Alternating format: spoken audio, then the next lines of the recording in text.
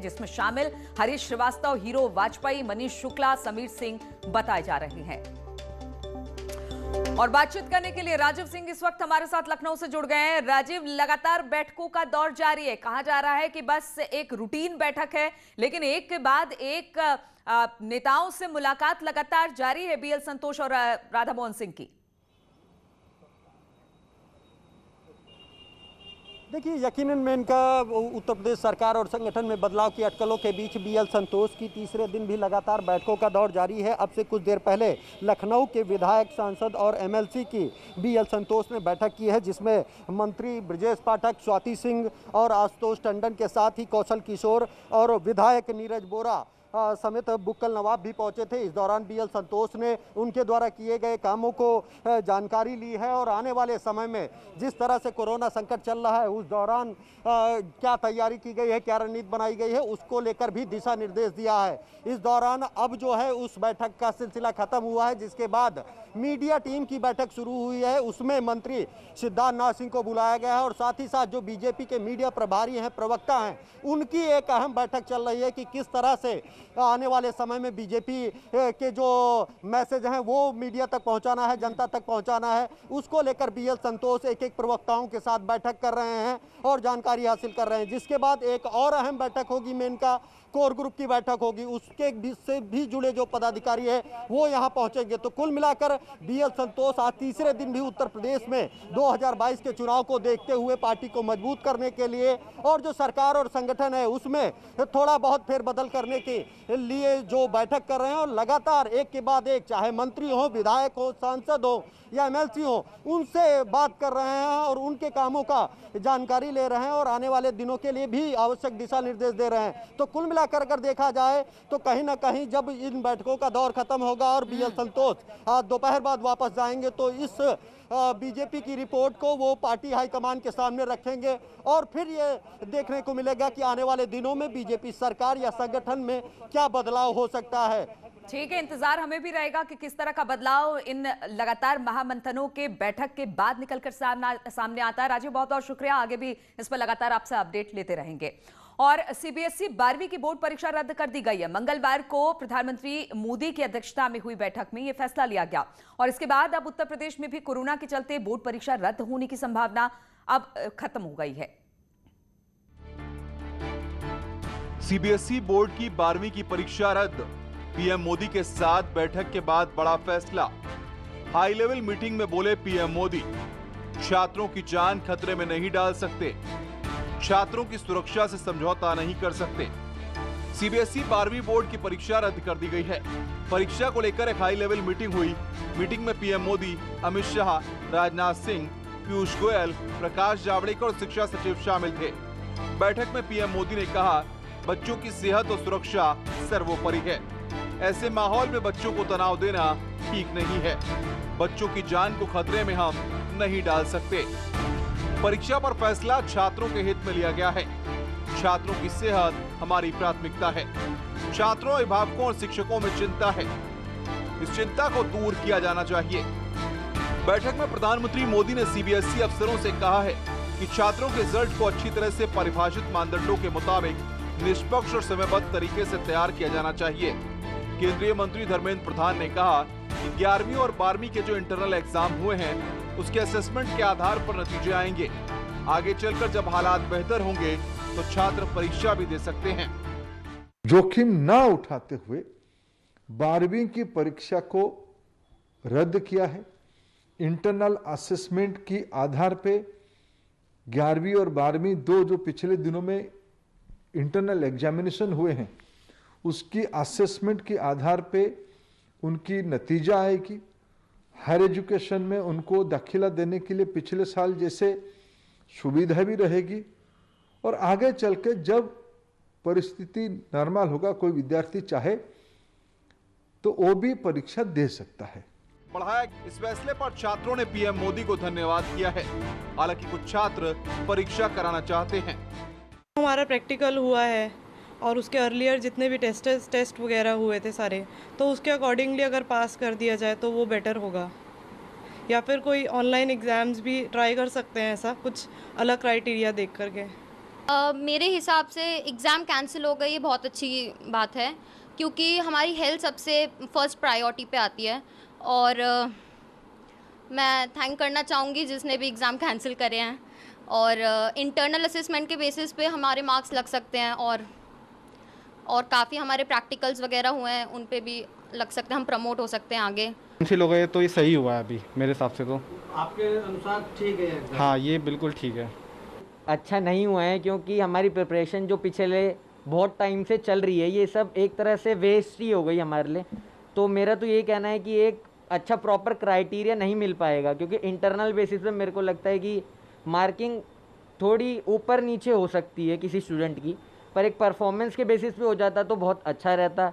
I am the student of class 12th. I was about to give 12th board exams this year, but due to the government decision, I am not going to give exams. I am very happy with the government's decision, because due to pandemic and students' mental health, students are not able to give the exams in the best possible way they want to give earlier. At last, I want to say that I and my friends are so happy with this decision. वहीं दूसरी ओर teachers का मानना है कि परीक्षा रद्द करने का फैसला बिल्कुल ठीक है और छात्रों की सेहत को सबसे ज्यादा तवज्जो दी जानी चाहिए। भारत के अलावा कई और देशों में भी छात्रों के स्वास्थ्य को देखते हुए परीक्षाएं रद्द करने का फैसला किया गया है। 12वीं की परीक्षा रद्द करने का जो फैसला लिया गया है वह पूरी तरह से तर्क संगत है और हम इससे सहमत हैं। और सिर्फ हमारे देश में ही नहीं, दुनिया के दूसरे देशों में भी और जो दूसरे बोर्ड हैं उनकी परीक्षाओं में भी यही निर्णय लिया गया कि इस साल की परीक्षाएं इन पर्सन बच्चे खुद लिखित रूप से ना दें और उनको एक इंटरनल असेसमेंट के बेसिस पर दूसरे क्लास में प्रमोट किया जाए। सीएम योगी ने ट्वीट कर कहा है, आदरणीय प्रधानमंत्री जी ने कोविड संक्रमण के दृष्टिगत सीबीएसई की 12वीं परीक्षा रद्द करने का निर्णय लिया है। ये निर्णय देश भर के छात्रों की स्वास्थ्य सुरक्षा की दिशा में बढ़ाया गया महत्वपूर्ण कदम है। सभी छात्रों और अभिभावकों की ओर से आदरणीय प्रधानमंत्री जी का हार्दिक आभार। मायावती ने ट्वीट कर कहा है कि देश में कोरोना महामारी के चलते बच्चों और बच्चियों की सेहत और सुरक्षा आदि को खास ध्यान में रखकर केंद्र सरकार द्वारा सीबीएसई की 12वीं की परीक्षा रद्द करने के लिए गए फैसले का बीएसपी स्वागत करती है, क्योंकि छात्रों व अभिभावकों आदि के साथ साथ यही समय की मांग भी थी। वहीं डिप्टी सीएम दिनेश शर्मा ने कहा है कि सरकार को छात्रों की चिंता है और सीएम से चर्चा के बाद यूपी 12वीं बोर्ड की परीक्षाओं को लेकर फैसला किया जाएगा। अब सभी के मन में सवाल ये है कि सीबीएसई के परिणाम जिस फॉर्मूले से घोषित होंगे, क्या सभी उससे सहमत हो पाएंगे? Bureau report, news 18, Uttar Pradesh Uttarakhand. और सीबीएसई की 12वीं की परीक्षा रद्द होने के बाद उत्तर प्रदेश बोर्ड की परीक्षा रद्द करने की मांग अब उठने लगी है। समाजवादी पार्टी के अध्यक्ष अखिलेश यादव ने उत्तर प्रदेश बोर्ड परीक्षा रद्द करने की मांग उठाई। अखिलेश ने ट्वीट किया है कि परीक्षार्थी और अभिभावकों के दबाव के आगे आखिरकार असंवेदनशील बीजेपी सरकार को झुकना ही पड़ा और सीबीएसई 12वीं की परीक्षा रद्द किए जाने का फैसला उन्हें लेना ही पड़ा। अब इसी आधार पर अन्य बोर्ड और राज्य बोर्ड की परीक्षाएं भी रद्द की जानी चाहिए।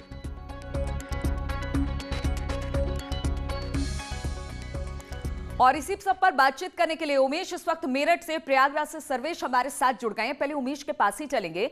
उमेश, लगातार बच्चों की मांग थी, अभिभावकों की मांग थी, कई संस्थानों, शिक्षण संस्थानों की भी मांग थी कि 12वीं की परीक्षा को रद्द कर दिया जाए, जिस तरह से 10th की परीक्षा रद्द कर दी गई है। अब इसको लेकर किस तरह की प्रतिक्रिया, चाहे अभिभावकों की हो या बच्चों की?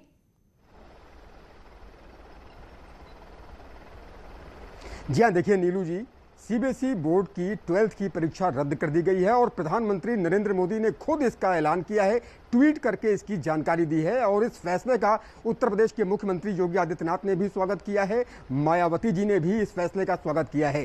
खुद बच्चे क्या सोचते हैं, उनके पेरेंट्स क्या सोचते हैं, ये जानने के लिए हम मौजूद हैं एक फैमिली में। हम सीधा छात्रों से बात करते हैं, मेरठ की एक छात्रा से बात करते हैं। आप ये बताइए पलक, सीबीएसई बोर्ड की 12th की परीक्षा जो रद्द की गई है, इसे लेकर आपकी क्या प्रतिक्रिया है? आपके चेहरे पर मैं मुस्कान देख पा रहा हूं, हालांकि आपने मास्क लगा रखा है। मैं काफ़ी खुश हूँ कि बोर्ड के पेपर कैंसिल हो गए हैं, क्योंकि हम लोग काफ़ी कंफ्यूज थे कि होगा क्या अब, क्योंकि काफ़ी टाइम से हम लोग क्लास 12 में पढ़ रहे थे और वही चीज़ बार बार रिपीट हो जा रही थी। तो कोई कुछ एक पर्टिकुलर कंक्लूजन नहीं था हमारे पास कि होगा क्या, पर अब बोर्ड कैंसिल हो गए हैं तो अब हमें पता है कि हम आगे अपनी कॉम्पिटिटिव एग्जाम्स की तैयारी कर सकते हैं। इसके लिए आप प्राइम मिनिस्टर नरेंद्र मोदी को थैंक यू भी बोलते हैं? जी, मैं बिल्कुल प्राइम मिनिस्टर नरेंद्र मोदी को थैंक यू बोलती हूँ। और जब रिजल्ट्स अनाउंस तो आप स्वागत करेंगे या फिर जो विकल्प दिए जाएंगे उनको भी आप कंसीडर करेंगे? मैं कंसिडर करना चाहूँगी, क्योंकि अगर रिज़ल्ट जो है वो मेरे अकॉर्डिंग नहीं हुआ तो फिर सारे बच्चों का यही सोचना, फिर वो कुछ दिक्कत आ रही है। उमेश कुछ दिक्कत आ रही है, आपके पास दोबारा आएंगे और पेरेंट्स से भी बातचीत करने की कोशिश करेंगे। सर्वेश इलाहाबाद से हैं। सर्वेश, बच्चों में बड़ा ओहो की स्थिति थी कि 10वीं के तो एग्जाम कैंसिल कर दिए गए, 12वीं के एग्जाम लगातार खिंचते चले जा रहे थे कि अब अनाउंस होगा डेट, अब अनाउंस होगा, लेकिन फाइनली इस पर ब्रेक लग गया और अब 12वीं की परीक्षाएं भी रद्द कर दी गई हैं। ऐसे में बच्चे और अभिभावक इसको लेकर क्या सोच रहे हैं? जी, निश्चित तौर पर सीबीएसई बोर्ड की 12वीं की परीक्षाएं रद्द करने का जो ऐलान है खुद वो प्रधानमंत्री ने किया है, ट्वीट करके इसकी जानकारी दी है। तो तमाम जो छात्र थे जिनमें कंफ्यूजन की स्थिति थे, अब वो कंफ्यूजन से बाहर हैं और तमाम छात्र इसका स्वागत भी कर रहे हैं। अभिभावकों की भी प्रतिक्रिया हम जानेंगे। और इस वक्त हम मौजूद हैं सीबीएसई बोर्ड के एक स्कूल में, जो कि यहाँ का प्रतिष्ठित स्कूल है, महर्षि पतंजलि स्कूल, उसमें हम हैं और हम बच्चों से सीधे बात करेंगे। आप ये बताइए कि आप हेड बॉय भी हैं और अब जब ये फैसला प्रधानमंत्री ने लिया है कि अब परीक्षाएं रद्द कर दी गई हैं, तो क्या लगता है आपको कि आपको जो मार्किंग होगी उससे आप संतुष्ट रहेंगे? जी, मार्किंग से बिल्कुल संतुष्ट रहेंगे। हम लोग 1 महीने से काफ़ी मेंटल स्ट्रेस से और एंजाइटी से गुजर रहे थे। ऊपर से ये कोविड सिचुएशन में हम लोग की पढ़ाई को भी बहुत इम्पैक्ट पड़ा था, लेकिन ऑनलाइन एजुकेशन से कैसे हम लोग की तैयारी बहुत अच्छे से कराई थी, फिर भी लेकिन कोविड की वजह से प्रॉब्लम हुई। प्रधानमंत्री के इस फैसले से हम लोग को काफ़ी रिलीफ हुआ है। थैंक यू तो कहेंगे ही सर। मैम, हम आपसे बात करेंगे। सुस्मिता कानून गो हैं जो कि प्रिंसिपल हैं। आप यहाँ करीब कितने बच्चे थे इंटरमीडिएट में यहाँ पर और किस तरह आपने प्रिपरेशन की थी और परीक्षा का बच्चों के भविष्य पर क्या असर पड़ेगा, आपसे जानना चाहेंगे। नमस्कार। बच्चे तो हमारे बहुत अच्छे से तैयारी कर रहे थे। लगभग हमारे 250 बच्चे थे जो 12th में इस बार अपीयर होने वाले थे और उन बच्चों की तैयारी तो बहुत अच्छी थी। प्री बोर्ड्स भी उन्होंने बहुत अच्छे से दिया, मार्क्स भी अच्छे आए थे।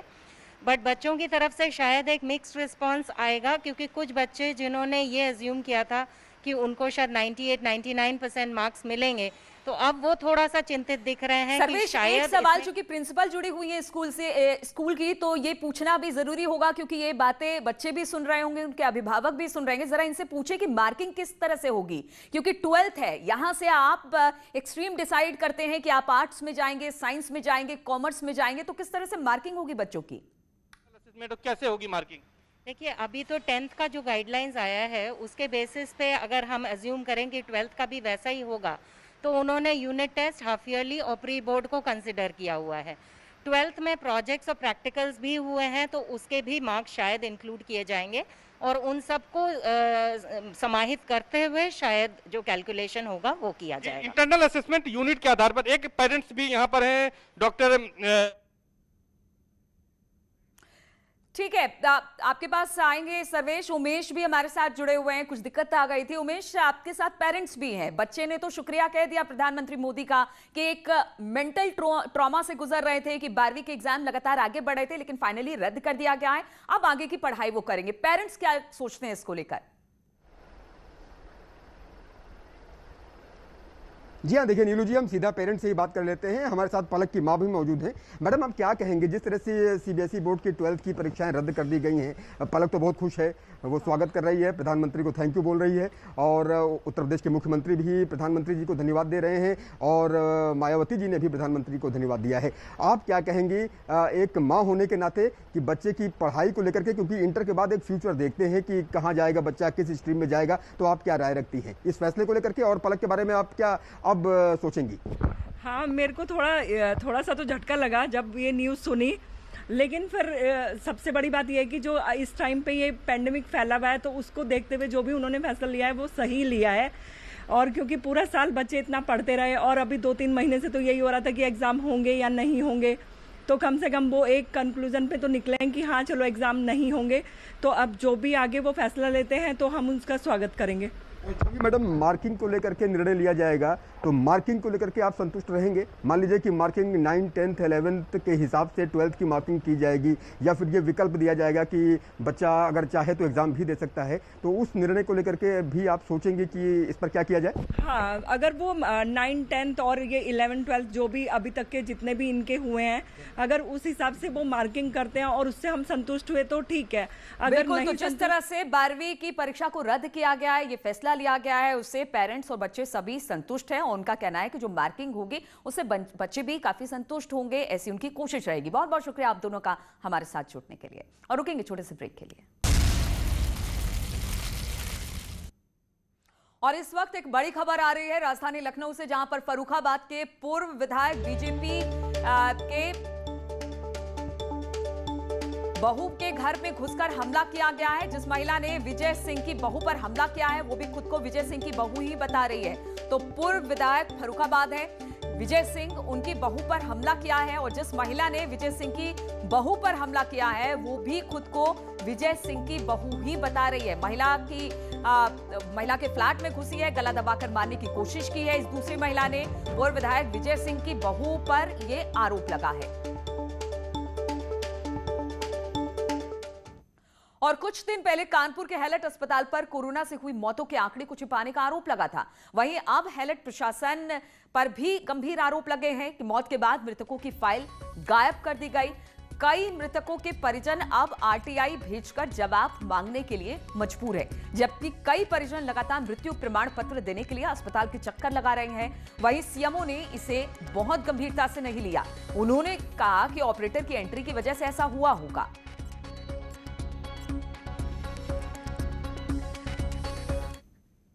उन्होंने लिख के दे दिया कि हम मृत आदमी लेके आए थे, तो हम मृत आदमी नहीं लेके गए थे सर, हम तो जिंदा आदमी लेके गए थे। और जब मृत आदमी लेके गए थे तो इन्होंने बॉडी अंदर कैसे कर ली और पर्चा भी बना है और इलाज भी किया इन्होंने, और शाम को कहने लगे कि मृत हो गए आपके हस्बैंड। तो इन्होंने वो नहीं दे रहे हैं मृत्यु प्रमाण पर, डॉक्टर साहब से कहा तो उन्होंने लिख के दे दिया उल्टा सीधा, और कहने लगे कि जाओ यही मिलेगा, और क्या हम लिख के दे देंगे तो क्या आपके हस्बैंड का जिंदा हो जाएंगे।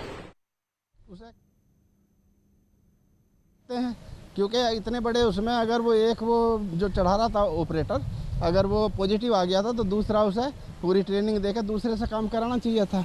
ऐसे लोग जिनको मृत्यु प्रमाण पत्र नहीं मिल पा रहा होगा तमाम लोगों को उनके साथ, मैं वही कह रहा हूँ ना, इसीलिए तो ये संज्ञान में लिया कि किसी को दिक्कत ना हो। ठीक है, 2 दिन पहले चढ़ा, बाद में चढ़ा, लेकिन वो सब इसीलिए तो कहा गया कि वे सारी उस पर चढ़ जाएं, ताकि अगर किसी को कोई वो हो तो उसे परेशानी ना हो।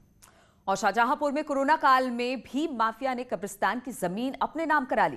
करोड़ों रुपए की जमीन का पैमाना, मुस्लिम समुदाय के लोग इससे नाराज हैं। लोगों ने प्रशासन को प्रार्थना पत्र देकर इंसाफ की गुहार लगाई है। भूमाफिया कब्रिस्तान की जमीन खरीदकर उस पर कब्जा करने के लिए पहुंचे तो स्थानीय लोगों ने पुलिस की मदद से उन्हें खदेड़ा। वहीं राजस्व विभाग कोरोना का हवाला देकर हाथ पर हाथ धरे बैठा हुआ है। बैनामा कराया 752 भूमि का वो कब्रिस्तान है। हम लोगों को भी नहीं पता था, लेकिन अभी बाद में मालूम चला कब्रिस्तान है। जब उसके कागजात वगैरह निकाले, खसरा भी है 752 का और खतौनी भी है, और नक्शे में भी है आबादी के। नक्शे में क्या बता रहा है? नक्शे में 752 नंबर कब्रिस्तान बता रहे हैं, खसरे में भी बता रहे हैं कब्रिस्तान। और इसी के साथ इस बुलेटिन में फिलहाल इतना ही। रुकेंगे छोटे से ब्रेक के लिए, आगे देखिए उत्तराखंड की खबरें।